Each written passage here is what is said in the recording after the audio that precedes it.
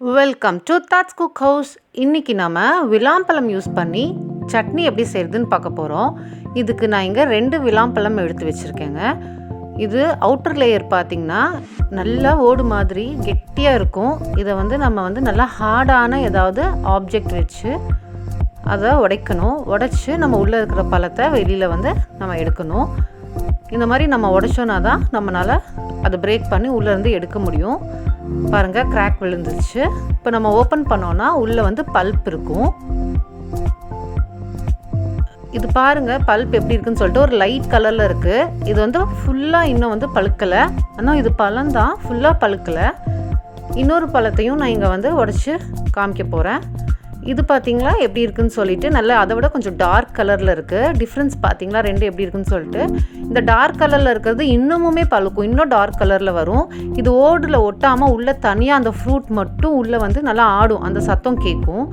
அந்த மாதிரி நம்ம பார்த்து வாங்கணும். நம்ம எப்படி வாங்கணும்னா, நம்ம அதை ஸ்மெல் பண்ணாலும் நம்மளுக்கு தெரிஞ்சிரும். அப்படி இல்லைன்னா பழத்தை இப்படி எடுத்து நம்ம கையில் காதுகிட்ட வச்சு ஷேக் பண்ணி பார்த்தோன்னா உள்ளே தனியாக அந்த பல்ப் மட்டும் உருள்ற மாதிரி அந்த ஒரு சவுண்டு வரும். அப்போ நம்ம பழுத்திருக்கு அப்படின்னு நம்ம வாங்கிக்கலாம். இந்த மாதிரி விலாம்பழத்தை செக் பண்ணி வாங்கிக்கோங்க. காயில் இது ரொம்ப டேஸ்ட்டாக இருக்காது. இப்போ இதுவுமே கொஞ்சமாக பழுத்த பழம் தான், ரொம்ப காய் கிடையாது. உள்ளே இருக்கிற இந்த பழத்தை மட்டும் நம்ம ஸ்கூப் அவுட் பண்ணி ஒரு மிக்சிங் பவுலில் நம்ம சேர்த்திக்கணும். இது வெறுமனே உப்பு மிளகாத்தூள் போட்டு சாப்பிட்டாலும் ரொம்ப டேஸ்ட்டாக இருக்கும். இது விலாம்பழம் ரொம்ப ரொம்ப ஆரோக்கியமானதுங்க. இரும்பு சத்து நிறையா இருக்குது இதில், விட்டமின் ஏவும் நிறையா இருக்குது இதில். இதை நம்ம ஒரு மிக்ஸி ஜாரில் சேர்த்து கொரப்பாக நம்ம பல்ஸ் பண்ணி எடுத்துக்கலாம். ரொம்ப நைஸாக அரைக்க வேண்டாம். பாருங்கள், இந்த அளவுக்கு நம்ம பல்ஸ் பண்ணி எடுத்தோன்னா போதும். எவ்வளோ நல்லா இருக்குது பாருங்கள். இது இப்படியே சாப்பிட்டோம்னா இதில் நிறைய எதிர்ப்பு சக்தி இருக்குது. போன்ஸுக்கு ரொம்ப ரொம்ப நல்லது இந்த விலாம்பழம் சாப்பிட்றது. நான் இங்கே ஒரு 3 பல், பெரிய பல்லாக இருந்தால் ஒரு 3 பல் அளவுக்கு பூண்டு எடுத்துக்கோங்க. சின்ன சின்னதாக இருந்தால் 5-6 எடுத்துக்கோங்க. 1 டீஸ்பூன் சீரகம், 1 பச்சை மிளகாயை கட் பண்ணி எடுத்திருக்கேன். இது எல்லாமே ஒரு இடிக்கல்ல சேர்த்தி நம்ம இடித்து எடுத்துக்கலாம். அப்படி இல்லைன்னா மிக்சியில் பல்ஸ் மோடில் ஒரு சுற்றிக்கோங்க போதும். ரொம்ப நைஸாக இதை அரைக்க வேண்டாம். அதிகமாக இப்போ விலாம்பழத்தை நம்ம பார்க்கவே முடியறதில்ல, ரொம்ப ரேர் ஆயிடுச்சு இந்த ஃப்ரூட்டு. இதை பார்த்திங்கன்னா யாருமே வேஸ்ட் பண்ணாதீங்க, கண்டிப்பாக இதை வாங்கி சாப்பிடுங்க. டெய்லி இது சாப்பிட்றதுனால நிறையா ஞாபக சக்தி வளரும். குழந்தைங்களுக்கு கொடுங்க, ஞாபக சக்தி அவங்களுக்கு அதிகமாகும். பாருங்கள், இந்த மாதிரி க்ரஷ் பண்ணி நான் ஒரு பிளேட்டுக்கு ட்ரான்ஸ்ஃபர் பண்ணிக்கிறேன். இப்போ இந்த சட்னி செய்கிறதுக்கு தேவையான பொருட்கள் பார்த்துடலாம். 2 டேபிள் ஸ்பூன் எண்ணெய், நம்ம இடித்த அந்த விலாம்பழம், இதுக்கு 3 டேபிள் ஸ்பூன் அளவுக்கு வெல்லம் எடுத்துக்கலாம். இது புளிப்பு இனிப்பு கலந்த மாதிரி இருக்கும் இந்த சட்னி.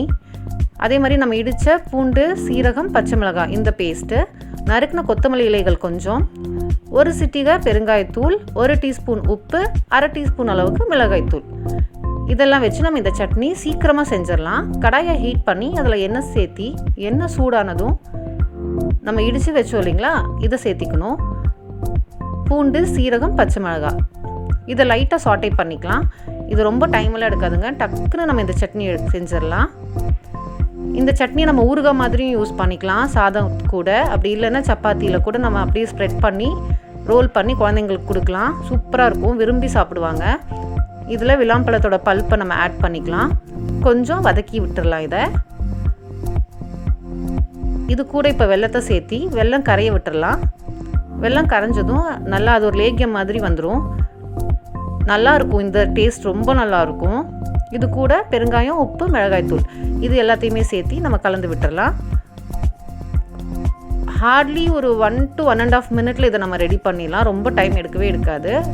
இது எல்லாமே பச்சையாக சாப்பிடக்கூடியது தான். நாம் இன்றைக்கி சட்னி மாதிரி ப்ரிப்பேர் பண்ணுறோம். இது கூட நறுக்கின கொத்தமல்லி இலைகளை சேர்த்தி கலந்து விட்டுட்டோன்னா நல்ல சூப்பரான விலாம்பழ சட்னி ரெடி. இது ரொம்ப ரொம்ப நல்லா இருக்குங்க. அடுப்பை ஆஃப் பண்ணிவிட்டு நம்ம சர்வ் பண்ணிக்க வேண்டியதுதான். இதை நம்ம ஒரு பாக்ஸில் போட்டு ஸ்டோர் பண்ணி வச்சும் நம்ம ஊறுகாய் மாதிரியும் யூஸ் பண்ணிக்கலாம். இந்த ரெசிபி உங்களுக்கு பிடிச்சிருந்ததுன்னா மறக்காமல் லைக் பண்ணுங்கள், ஷேர் பண்ணுங்கள், இந்த சேனலையும் சப்ஸ்கிரைப் பண்ணுங்கள். தேங்க்ஸ் ஃபார் வாட்சிங். Bye bye.